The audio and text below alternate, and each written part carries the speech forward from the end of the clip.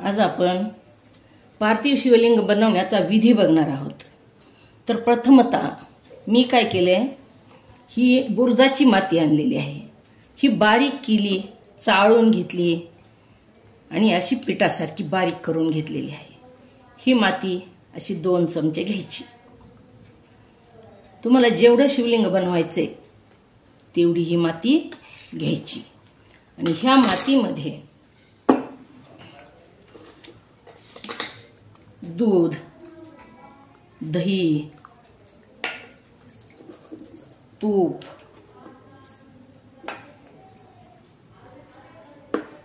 मध,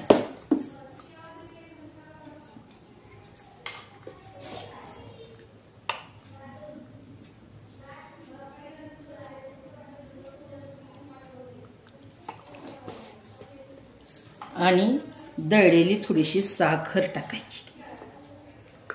ह्या मातीमध्ये गंगाजल टाकावं।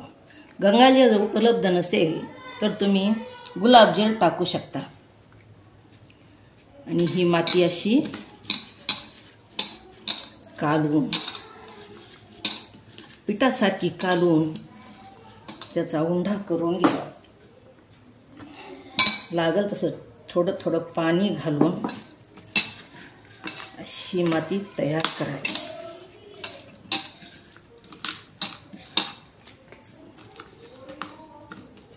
ह्याच्यामध्ये काळे मिरे कुटूनही टाकावे।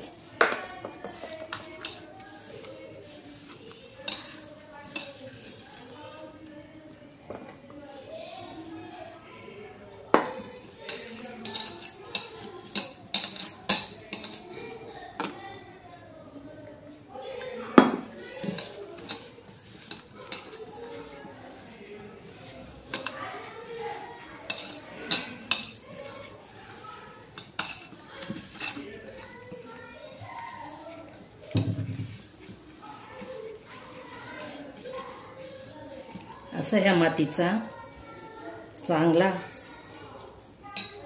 उंडा करून तिंबून घ्यावं।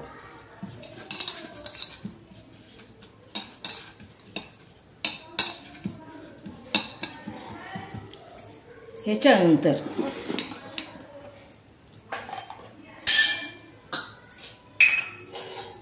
असं ताट घ्यावं आणि त्या ताटामध्ये अशी प्लेट पालती घालावी। ह्या प्लेटवर उत्तरेकडं ही दांडी करून असं ही बेलपत्र ठेवावं। बेलपत्र तुटकं नसावं।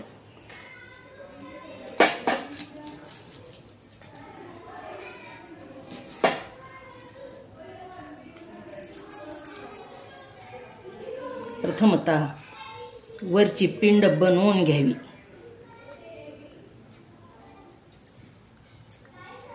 आणि नंतर खालची जलहरी बनवावी।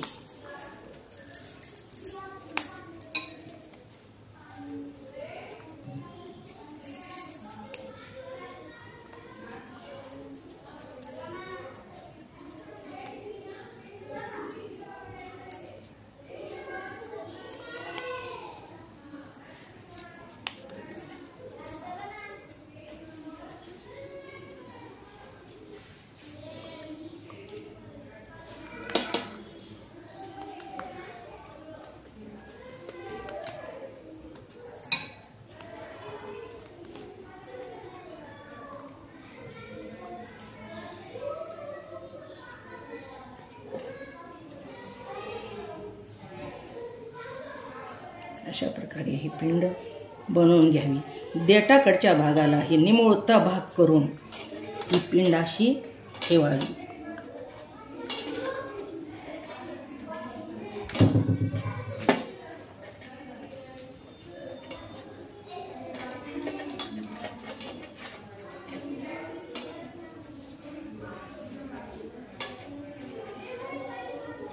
आणि ह्याला वरून तूप लावावं। तूप मात्र गाईचं असावं।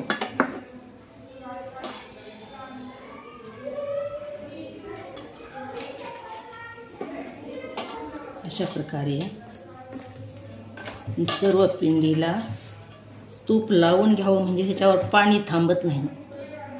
ही पिंड विरघळू देऊ नये. पिंड जर विरघळीत अपशकुन असं मानलं जातं, म्हणून गाईचं तूप लावून पाणी घसरून जावं म्हणून ह्या पिंडीला गाईचं तूप लावून घ्यावं. अशा प्रकारे सुंदर अशी पिंड बनवावी आणि ही पिंड बनवून अर्धा तास तशीच ठेवावी आणि अर्ध्या तासानंतर ह्याचं पूजन करावं. ही पिंड बनवून ह्याच्यावर तांदूळ ठेवावे, तशीच पिंड ठेवू नये.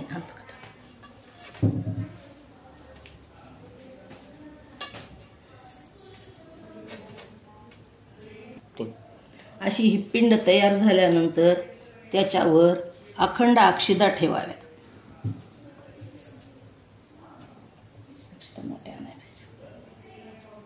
बंद करते असल्या नाही राहतो. आणि ही पिंड अशीच अर्धा तास बाजूला ठेवावी.